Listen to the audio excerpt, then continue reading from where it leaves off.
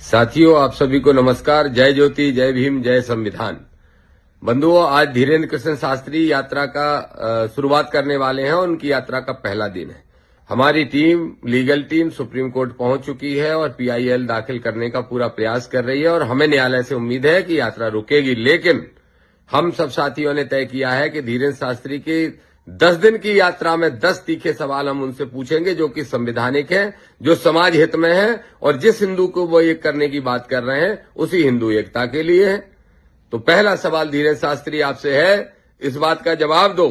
पहले ही दिन यात्रा के पहला सवाल जो आपसे हम पूछ रहे हैं और बहुत जायज सवाल है, इसका जरा जवाब दो कि इस देश में जो 4 शंकराचार्य बनते हैं, जो एक ही जाति के हैं, जो तुम्हारी जाति के हैं, मेरा पहला सवाल है कि क्या जाति पाति की करो विदाई का जो नारा दे रहे हो उसको साकार करने के लिए एक ताकतवर सख्त कदम उठाते हुए आज ये घोषणा करोगे या आज ये मांग करोगे कि हाँ, ये सच है कि देश के अंदर एससी, एसटी, ओबीसी के लोग भी बुद्धिजीवी हैं, वो भी धार्मिक प्रवृत्ति के हैं और बड़े बड़े संत हैं तीनों वर्गों में। इन तीनों वर्गों में से एससी, एसटी, ओबीसी में से कोई भी 2 संत छाट के इस देश के शंकराचार्यों की गद्दी पे बैठना चाहिए। 2 शंकराचार्य एससी, एसटी के, ओबीसी में से बनना चाहिए। जो देश की आबादी 85% की आबादी है, उनमें से 2 संत, अच्छे संतों को शंकराचार्य बनाना चाहिए। बोलो, करो घोषणा। देखते हैं कि वास्तव में जाति पाति की विदाई करना चाहते हो या हिंदू धर्म के नाम से हमारे एससी, एसटी, ओबीसी के लोगों को बेवकूफ बनाना चाहते हो। नमस्कार साथियों, सभी को जय ज्योति, जय भीम, जय संविधान। बंधुओं, आज धीरेन्द्र कृष्ण शास्त्री की गैर संवैधानिक यात्रा का दूसरा दिन है और दूसरा दिन जैसा मैंने वादा किया था कि लगातार जब तक यात्रा चलेगी उतने ही सवाल और तीखे सवाल और समाज से जुड़े सवाल मैं पूछता रहूंगा। तो आज का सवाल धीरेन्द्र शास्त्री से है। कल धीरेन्द्र शास्त्री बार बार मेरे सवालों के जवाब देने की बजाय अगल बगल की बात करके जवाब देने का काम कर रहे हैं।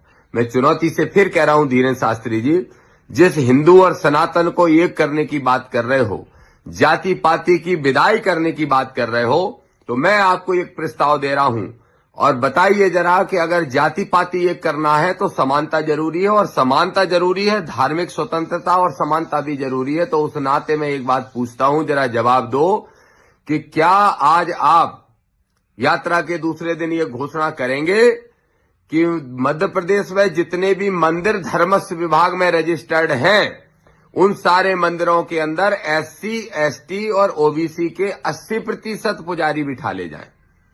80% यादव, गुर्जर, दांगी, रावत, कुर्मी, लोधी, किरार, केवट, नाई, जितनी भी जातियां हैं, प्रजापति या एससी के जाटा, बहरवाल, जांगड़ा, महार, बर्मा, पटवा, परिहार, जितनी भी जातियां हैं, क्या इन जाति के लोगों को आप जो बुद्धिजीवी हैं, पढ़े लिखे हैं, धार्मिक प्रवृत्ति के हैं, क्या उनको पुजारी बनाने के लिए सहमत हो?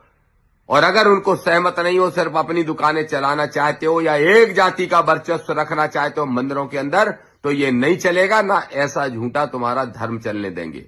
धर्म होगा तो समान अधिकार होगा। सिर्फ पैसे चढ़ाने के लिए एससी, एसटी, ओबीसी नहीं रहेगा, दान देने के लिए नहीं रहेगा, बल्कि बराबरी का सम्मान, धर्म का सम्मान करते हुए मंदिर